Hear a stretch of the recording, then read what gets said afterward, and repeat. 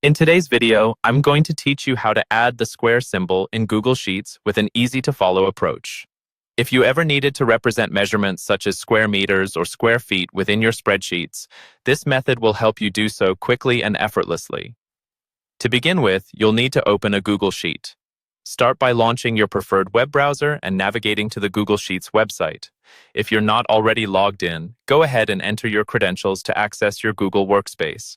Once you're in, open a new blank spreadsheet or an existing one where you want to add the square symbol. Next, click on the cell where you'd like to insert your formula. This will be the location for displaying the measurement value you want, accompanied by a square symbol. For our walkthrough, let's say we aim to represent 20 square meters. Go ahead and select the desired cell by simply clicking on it. Now we'll create a formula to display 20 yen to our mouse. To do this, you need to type in the specific formula that Google Sheets can interpret and render correctly. Start by typing an equal sign followed by double quotes surrounding 20, then an ampersand to combine text and functions. Continue with double quotes holding the letter M to symbolize meters, followed by another ampersand.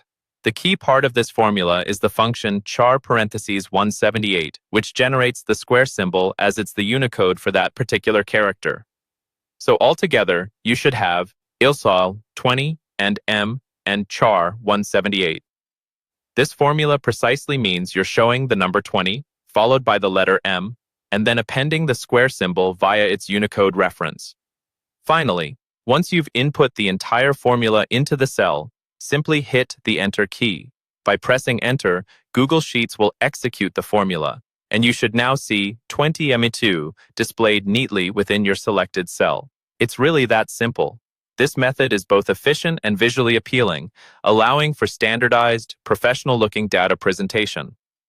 If you work with spreadsheets often, especially in contexts involving measurements, this is a tool you'll frequently come back to. As a tip, remember you can drag the formula to other cells to replicate it without retyping.